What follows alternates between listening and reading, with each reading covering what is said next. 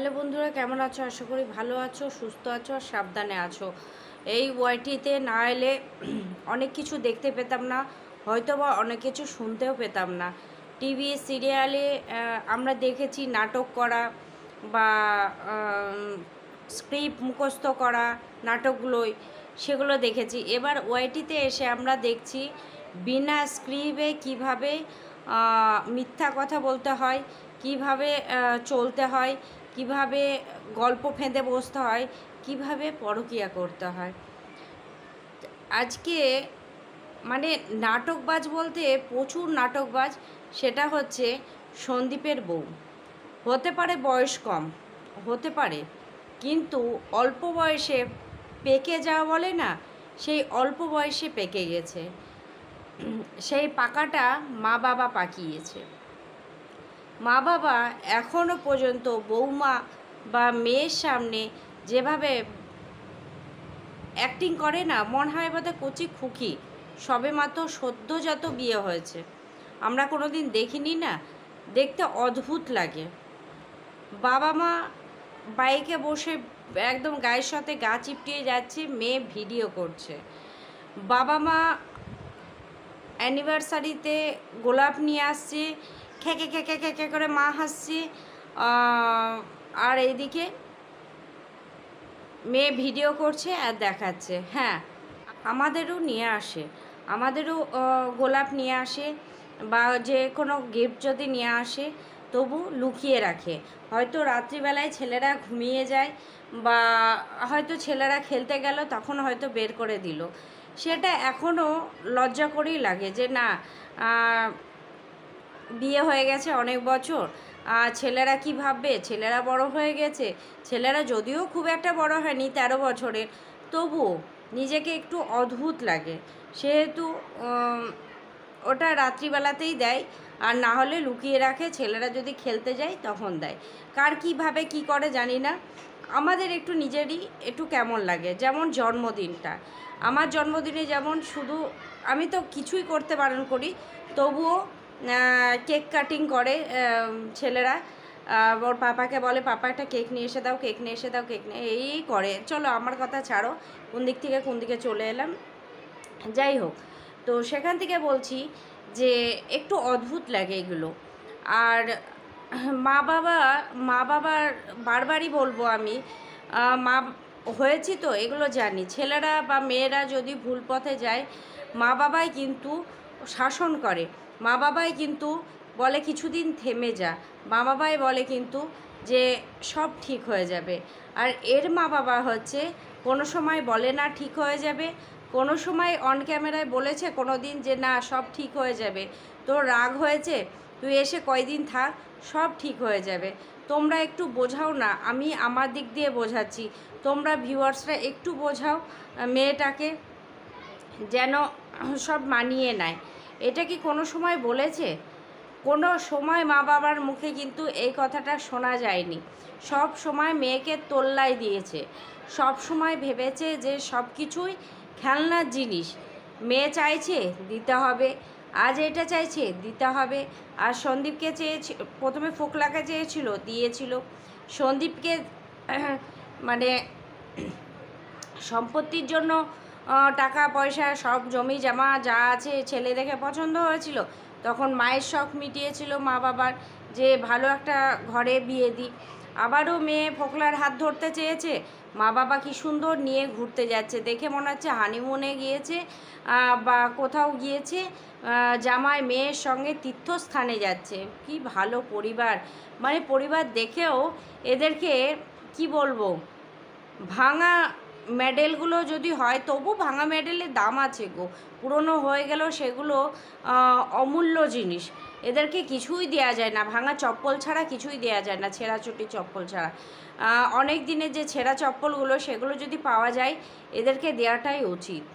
মায়ের নামে, সত্যি আমি আজকে বলতে বাধ্য হচ্ছি, মায়ের নামে এরা হচ্ছে কলঙ্ক, এরাই সমাজকে আরও নোংরা করছে। যেমন বাড়িটা নোংরা করে রেখেছে, পুকুরটার চারিপাশে কি দেখেছো কি অবস্থা, এখন জল শুকিয়ে গেছে, দিব্যি একটু কেরোসিন টেরোসিন দিয়ে আগুন জ্বালিয়ে দিতে পারে, জিনিসগুলো নোংরাগুলো পুড়ে যায়।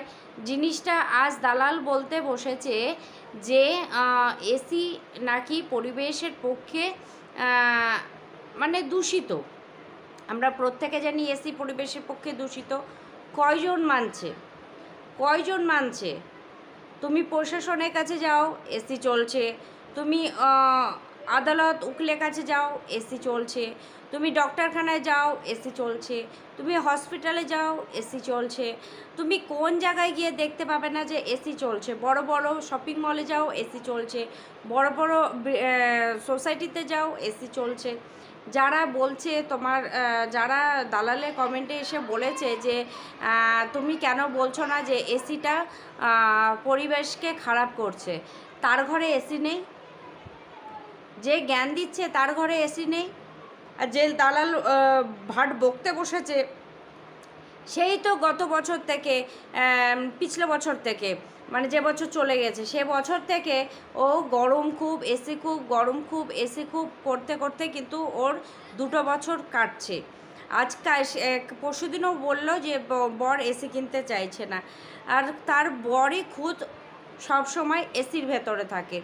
তাহলে সবাই জানি, আমরা অনেক কিছু আমরা সবাই জানি, তবুও কিন্তু আমরা ওগুলোই স্বার্থের জন্য চালিয়ে যাচ্ছি। গ্যাস অনেক সময় অ্যাক্সিডেন্ট করে, গ্যাস অনেক সময় মানে চুলাতে রান্না করলে যে টেস্ট আসে গ্যাসে সেটা আসে না, কিন্তু আমরা গ্যাসে রান্না করি। ফ্রিজে রেখে কোনো খাবার খাওয়া উচিত না, আমরা প্রত্যেকে জানি, কিন্তু কার ঘরে ফ্রিজ নেই আমাকে দেখাও। একটা রিক্সাওয়ালার ঘরেও ফ্রিজ আছে, একটা ডক্টরের ঘরেও ফ্রিজ আছে, একটা মানে বড় সবথেকে বড় যেটা হয় তার ঘরেও ফ্রিজ আছে। কার ঘরে নেই ফ্রিজ বলো? কোন জিনিসটা? এখন তো বাসন মাজার জন্য ডিশ ওয়াশ চলে এসেছে। তাহলে সব কিছু আমরা জানি, সব কিছু জানি, জেনেও কিন্তু আমরা অবুঝ হয়ে যাই। যে বলেছে গাছ লাগানোর কথা অবশ্যই ঠিক বলেছে, পরিবেশের জন্য 2 গাছ লাগানো অবশ্যই ভালো। যতটা পারি আমরা লাগাই। এবার যতটা যেখানে ফ্ল্যাট হচ্ছে, যেখানে মল হচ্ছে, যেখানে হচ্ছে, সেখানে কি করে গাছ লাগাবে? কি করে গাছ লাগাবে? সবাই চায় যে ফেন্সি হয়ে থাকতে, সবাই চায়। সুতরাং গ্রামের পরিবেশ অবশ্যই ভালো, কিন্তু শহরের পরিবেশও খারাপ না। সবাই তালের সঙ্গে যুগের সঙ্গে চলতে শিখেছে। সুতরাং জ্ঞানগুলো আমরা সবাই জানি, তবু অবুঝ হয়ে যায় কোনো কোনো কারণে। এসি যদি দালাল কিনতে পারে, দালালও তখন বলবে এসির হাওয়া কি ঠান্ডা। সেটা গেল। দ্বিতীয় সন্দীপকে বলতে বসেছে যে তুই না ভালো ছেলে হতে পেরেছিস, না ভালো বাবা হতে পেরেছিস, না ভালো বর হতে পেরেছিস, না ভালো ভাই হতে পেরেছিস। এবার আমি বলি, তোর বর কোনটা হতে পেরেছে? তুই নিজেকে প্রশ্ন করে দেখ দালাল, তোর বর কোনটা হতে পেরেছে? না ভালো ছেলে হতে পেরেছে। সন্দীপ তো বাবা মাকে নিয়ে চলছে, বউ ছাড়তে হয় ছেড়ে দিয়েছে, কিন্তু বাবা মাকে নিয়ে চলছে। কিন্তু তোর বর, বাবা মা বয়স্ক, বাবা মা শ্বাসকষ্ট, তোর শাশুড়ি তো প্রচুর হেলদি, রান্নার কাজের মেয়ে আছে, তবু তোকে ঘরে তুলে না কেন? এই উত্তরটা একটু দিস। আর তোর বর একটু মা বাবাকে দেখতে যেতে পারে না, একসঙ্গে খাবে, সে সময়টা নেই তোর বরের, সেই পারমিশনটা তুই দিস না। তুই আবার বলছিস ভালো ছেলে হতে পারেনি সন্দীপ, যথেষ্ট ভালো। এরকম আমি বলবো, আমার ছেলে যদি হয় আমি গর্ববোধ করব, সত্যি আমি গর্ববোধ করব। আর তুই বলছিস চুল্লুখোর কোন যুগে কোন ছেলে খায় না? আজ যদি আমার ছেলে কোনো দিন খেয়ে আসে, আমি কি বলবো?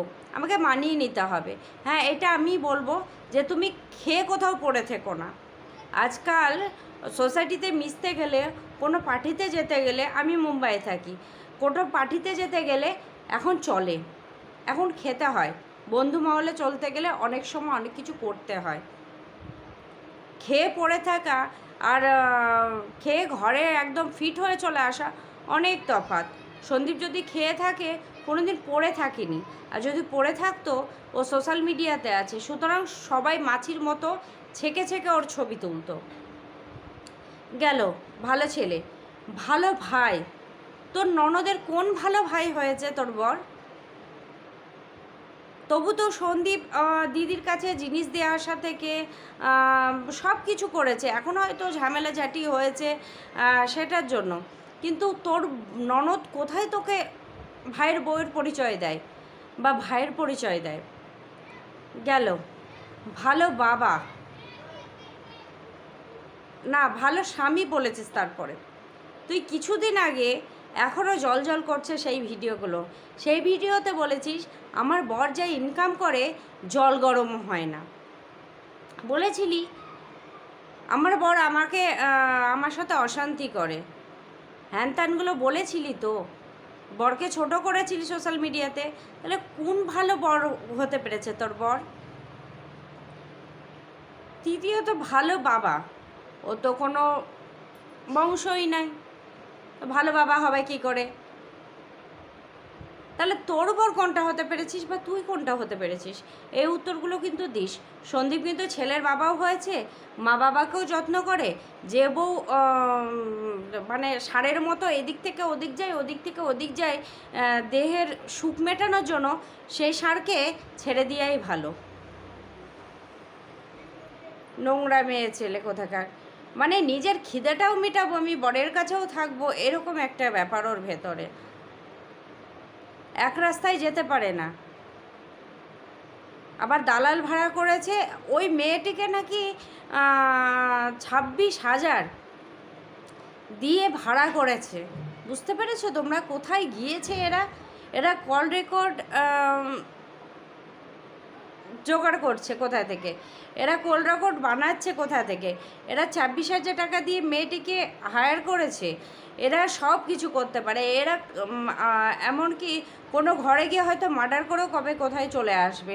এরা এত উদ্ধত্ত দেখাতে শুরু করেছে। আর দালালের আমি বলবো খুব তাড়াতাড়ি একটা ব্যবস্থা হওয়া দরকার। কারণ হচ্ছে যে এরা প্রচণ্ড ক্রোধ টাইপের হয়ে গেছে। মানে পয়সার জন্য বলো, ভিউয়ার্সের জন্য বলো, বা যার জন্যই বলো, মানে যা করতে হয় তা করে দিব, এরকম একটা ব্যাপার হয়ে গেছে ওর ভেতরে। এত নোটিশ যাচ্ছে, এত যাচ্ছে, মানুষ দমকিয়ে যায়, ভয় পায়। এ ভয় পায় না, দমকায়ও না। এ খুব ক্রোধ টাইপের হয়ে গেছে। একে থামানো খুব দরকার। চলো বন্ধুরা, ভিডিওটা এইটুকুই। দালাল কিছু ভাট বকতে চলে এসেছিলো, তার পরিপ্রেক্ষিতে কিছু কথা বলতে এলাম। যদি তোমাদের ভালো লাগে ওকে গিয়ে কমেন্ট করো, বা আমাকেও কমেন্ট করো যদি ভুল কিছু করে থাকি। তো আজকের মতো এইটুকুই, পরবর্তী আবার ভিডিও নিয়ে আসবো। ততক্ষণ সুস্থ থেকো, ভালো থেকো, টাটা।